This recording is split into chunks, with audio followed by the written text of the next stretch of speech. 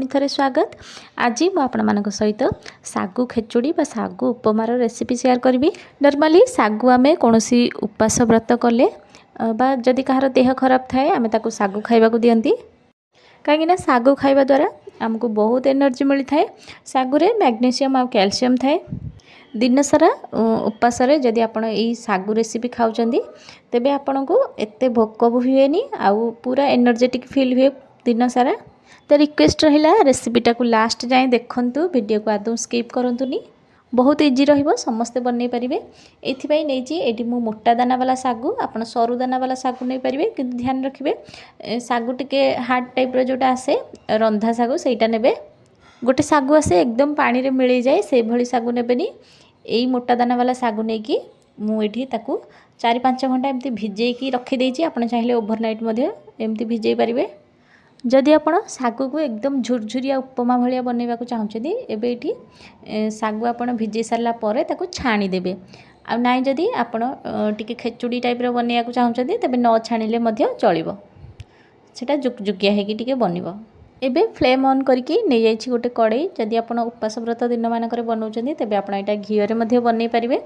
एठी मु 2 चम्मच रिफाइन तेल नै जाइछि आ तापरे देइछि किछि पंचफुटण बा आपण जीरा मध्ये देई परिबे। पंचफुटण देले सेटा आउ टिके फ्लेवरफुल लागिबो। तापरे देइछि एठी 2टा कंचा लंका को छोट छोट करी काटिकी देइछि आउ बहुत सारा भृसंगा पत्र एठी नेछि। तापरे एठी टिके क्रंचीनेस आनिया पई देइछि चिन्ना बादाम। एबे चिन्ना बादाम को आमे हल्का टिके भाजी नबा, जा फल रे बादाम टारो टिके कंचा स्मेल जिवो आ एटा कुडमुडिया लागिबो।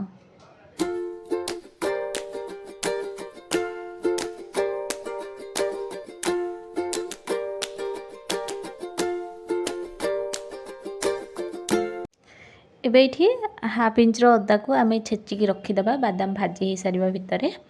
कहीं ये मुझे बहुत कम सागु नहीं, पाखापाखि गोटे गिना सागु नहीं। जदि आप अधिका सागु ने तेबे अधिका टिके अदार माने परिमाण रखिबे।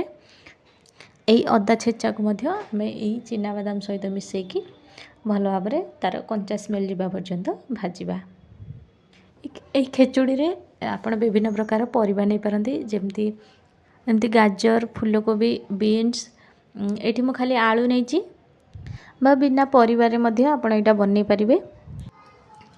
जदि आपण सिजा आलू नौछन्ती तेबे ताको एमती छोट छोट करिकी काटिकी नेबे, नाइ तो कंचा आलू को मध्य एमती काटिकी नै परिबे। जा फल रे एटा टिके हमें कवर कर देले बे एटा सिजी जिवो।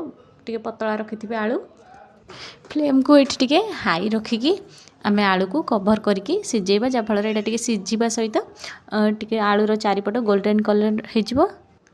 बिना एठी हळदी गुंडरे मध्य आम आलूटा इठी बहुत कलरफुल आसीबो।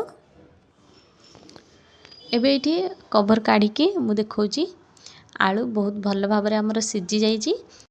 एबे हमें आकू आउ टिके मिक्स कर देबा। आ देखि पारुथिबे वीडियो रे आलू माने केते माने गोल्डन कलर देखा जाउची। टिके क्रिस्पी हे के एटा भाजी हेची, जेहेतु मु टिके अधिका एथिरे रिफाइन तेल नेइथिली। हमर एमती सेलो फ्राई टाइप रही जाइची। एबे इथरे दे देबा टमाटो को मध्य टिके समय सिजिया पई आमे छाड़ीबा पाखापाखि 1 मिनिट। ताकू कवर करबा आदौ दरकार नै, एमती हाई फ्लेम रे मध्य ताकू एपट सेपट करिकी आमे सॉफ्ट करि परिबा। एबे आमे इथरे भिजेई रखिथिबा सागु को ऐड करबा। सागु ऐड करला बेले देखंतु सागु रो कलर पूरा व्हाइट एठी रहिथिबो। सागु को एई आलू आ टमाटर भजा सहित भल भाव में आम मिसेकी याकू एपट सेपट करदबा।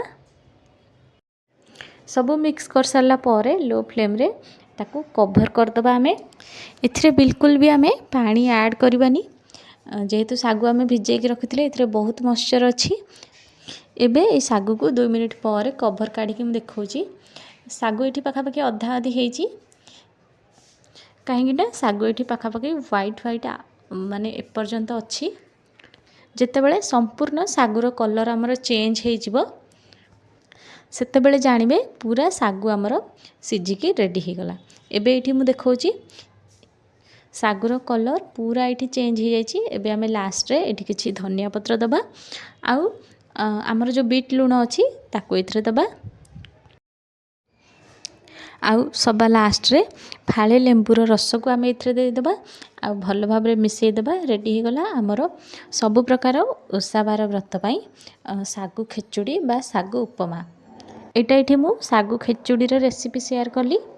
जदि आपण सागु भिजई सारिबा परे ताकू 2-3 थर पुणी वाश करदेबे तार सबू स्टार्च जमती जीव तापर ताकू छाणिकी ही रखिबे तेबे एटा आउ टिके झुरझुरिया बनिकी सागु उपमा टाइप रो हबो।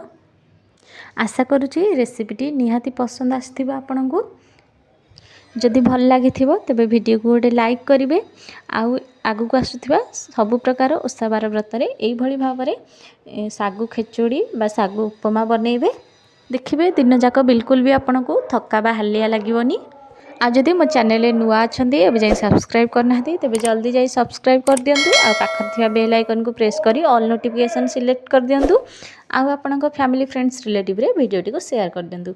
पुणी आसीबी गोटे नुआ रेसिपी नै रहुची। नमस्कार, जय जगन्नाथ।